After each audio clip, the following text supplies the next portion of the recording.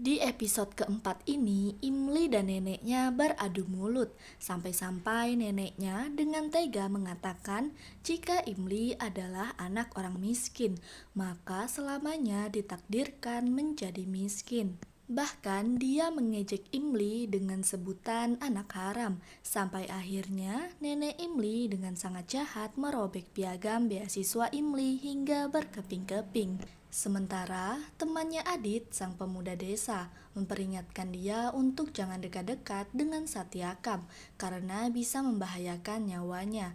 Tak jauh dari sana, ternyata Satyakam melihatnya dan bertanya siapa dia. Penduduk desa bilang kalau Adit adalah seorang turis dari kota. Di sini terlihatlah Ibu Imli yang berusaha mengumpulkan serpihan piagam itu dan mendatangi ibunya. Tapi ibunya malah tambah marah dan mau membakar piagam itu.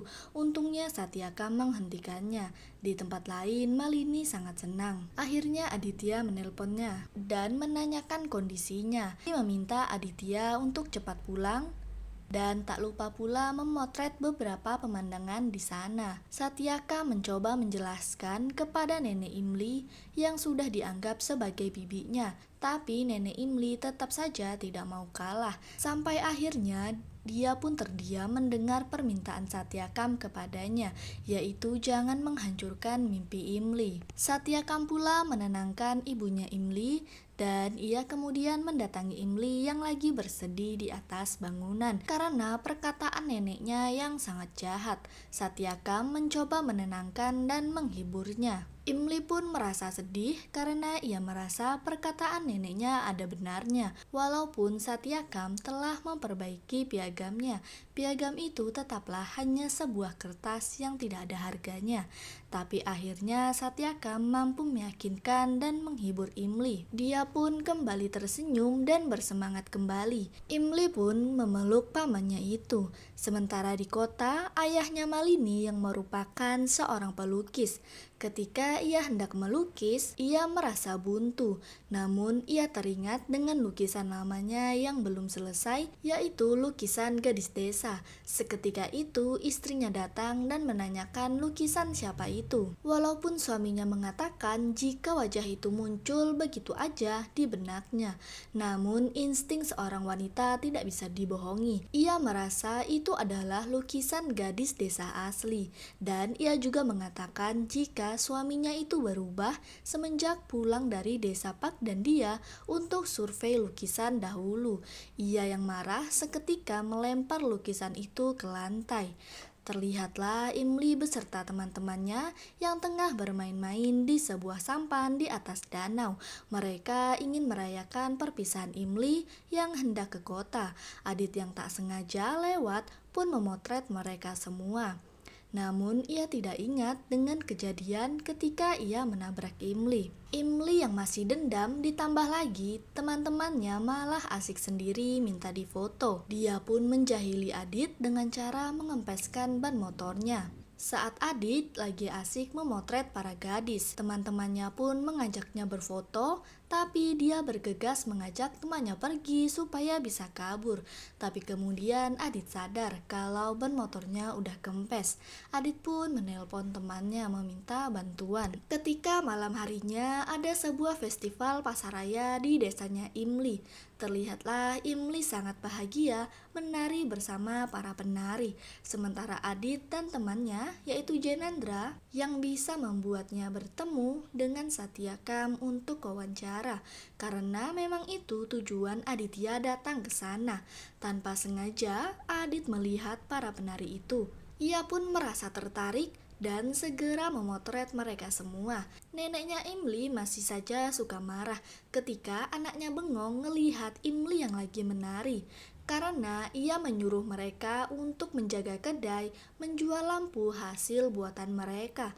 Tapi Imli masa bodoh dan dia malah mengajak ibunya menari. Ketika Adit asik memotret, Satyakam juga datang ke sana. Sementara nenek Imli marah kepada ibu Imli karena meninggalkan kedainya untuk menari. Ketika nenek tua itu hendak menamparnya, untung Satyakam datang menghentikannya. Adit pun tersadar dengan kedatangan Satyakam. Ia pun segera mencoba mendekatinya, tapi belum ada sepatah kata, Satyakam udah diajak pergi sama orang lain. Sementara Adit malah ditarik sama nenek Imli untuk beli lampu mereka dan ia sengaja menaikkan harganya. Adit pun dengan terpaksa memberikan uangnya karena ia juga tergesa-gesa. Sementara di rumah keluarganya Aditya, mereka tengah mempersiapkan semua persiapan untuk kedatangan kedua orang tua Malini yang ingin membicarakan tentang pernikahan anak mereka. Di lain sisi, di keluarga Malini, ibunya kurang suka datang ke rumah keluarga Adit karena keluarga Adit menurutnya tidak sepadan dengan keluarganya. Dan Malini memohon agar ibunya tidak mengejek keluarga Adit ketika di sana. Sementara Imli yang berusaha ngembaliin kembalian uang Aditya setelah terjadi adu rebutan dengan nenek jahatnya. Akan tetapi Adit yang lagi tergesa-gesa malah mengira jika Imli kembali memaksanya membeli lampu ketika ia melihat Aditya membeli dari neneknya. Imli pun sangat marah dan menjelaskan yang sebenarnya kepada Adit. Aditya pun merasa malu. Imli pun meninggalkan Adit dengan rasa kecewa karena mentang-mentang Adit orang kaya, jadi dia bisa mengambil kesimpulan seperti itu. Sementara itu, para polisi mendapatkan telepon asing yang bilang kalau Satyakam ada di pasar raya itu. Adit yang melihat Satyakam terus berusaha mengikutinya, tapi temannya kembali menghalanginya karena itu sangat berbahaya bagi nyawanya. Sementara di rumah Aditya terjadi keributan ketika Rupali, yaitu kakaknya Adit, menyiapkan makanan dan menyuruh mereka mencicipinya. Namun mereka tidak memberikan komentar yang benar dan bilang kalau masakannya udah enak. Tapi pas dia coba, ternyata masakannya terasa hambar. Ia merasa marah karena merasa ibunya dengan sengaja melakukan itu untuk mempermalukannya di depan kedua orang tua Malini. Ia yang marah segera melempar mangkok yang berisikan makanan itu dan tentu aja hal itu membuat mangkoknya pecah dan makanannya berhamburan di lantai. Mereka pun sangat panik, ditambah lagi lonceng rumah mereka malah berbunyi.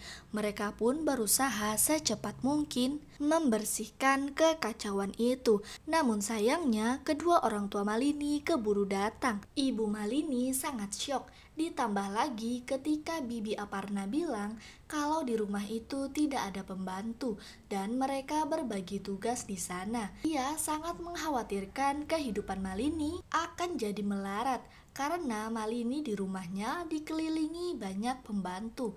Tapi di sini dia harus melakukan pekerjaan rumah yang tidak pernah ia lakukan sebelumnya.